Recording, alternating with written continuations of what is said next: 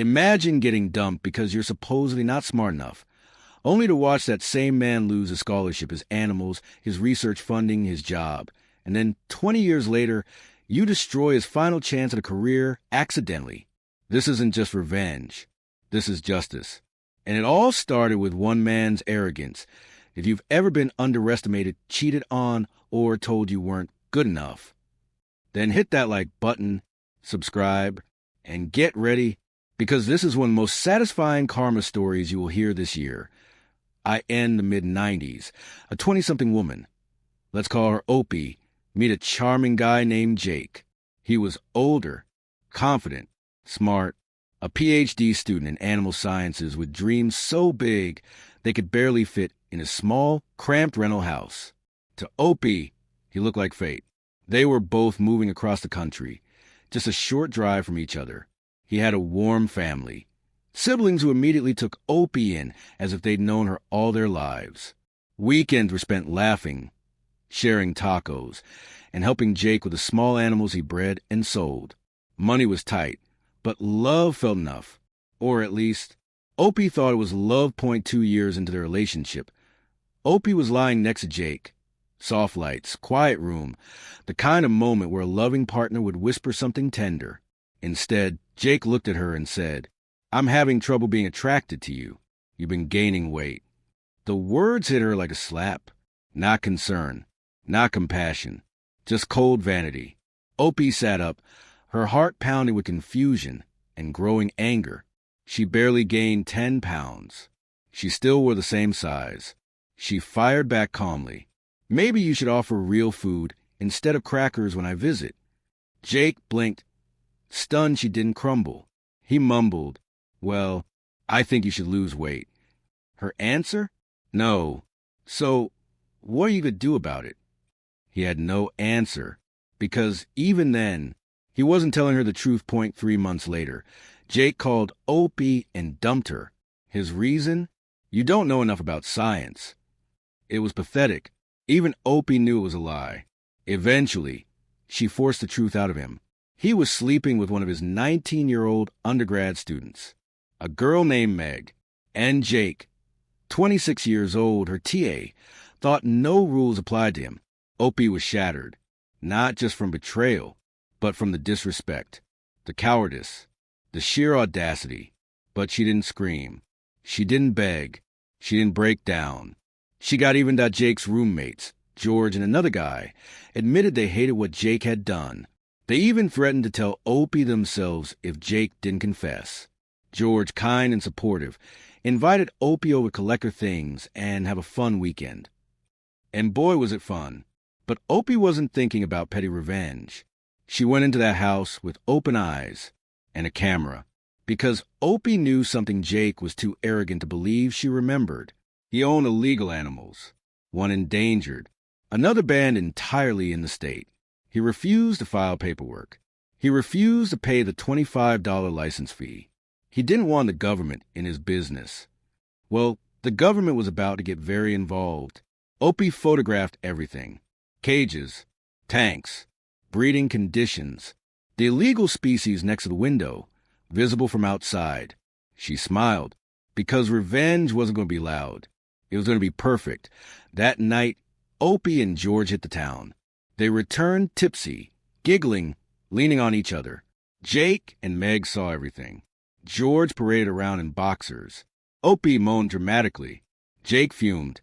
Meg wilted into embarrassment. Jake snapped, "You don't have to act like a whore." Opie took a slow bite of a donut, hair messy, dress wrinkled, and smirked. "Have fun with my leftovers." But that wasn't the revenge. That was just dessert. The very next day, Opie developed the photos. Then she called State Fish and Wildlife. She filed a formal report. Meanwhile, George and the other roommate filed complaints to the university. A TA was sleeping with a student, showing favoritism, crossing every ethical line possible. Within days, the department buzzed. Rumors spread. Women avoided Jake. Professors whispered. His reputation disintegrated. But the hammer hadn't fallen yet. One afternoon, George called Opie, breathless. "They're here. Fish and Wildlife. They're taking everything. Officials searched the house. Meg tried to defend Jake, but accidentally confessed the animals were all his. The officers left with almost all the animals. The only survivors? Some guppies in a tank. Jake was going to face charges. But Opie wasn't done. Jake had just received a $30,000 EPA grant for research. Federal money. Opie made one simple phone call. How do I report someone with a federal grant who is being investigated for illegal possession of endangered animals? Within weeks, Jake lost a grant, lost his research funding, and owed the government every penny back. He had to downgrade from PhD to a master's. He lost his TA position, lost his scholarship, lost his credibility.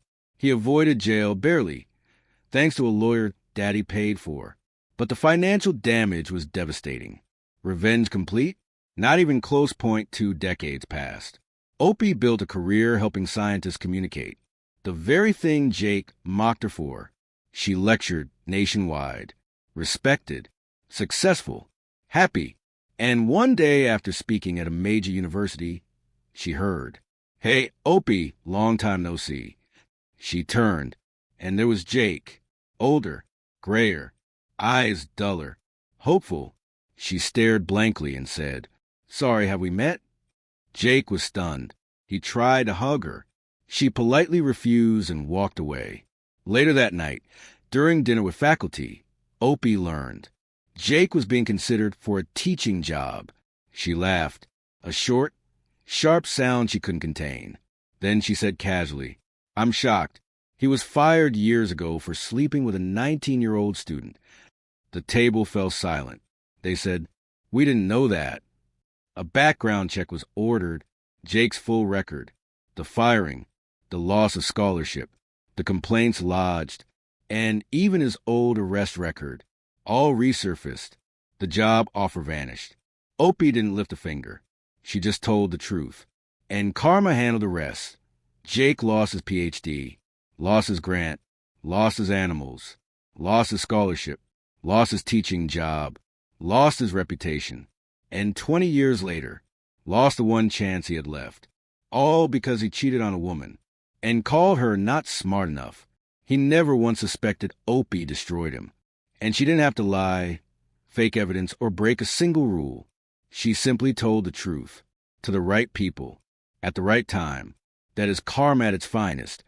Sometimes revenge doesn't come from rage. Sometimes it comes from clarity, patience, and self-respect. Jake underestimated her intelligence, her strength, and her memory. But the universe remembers everything.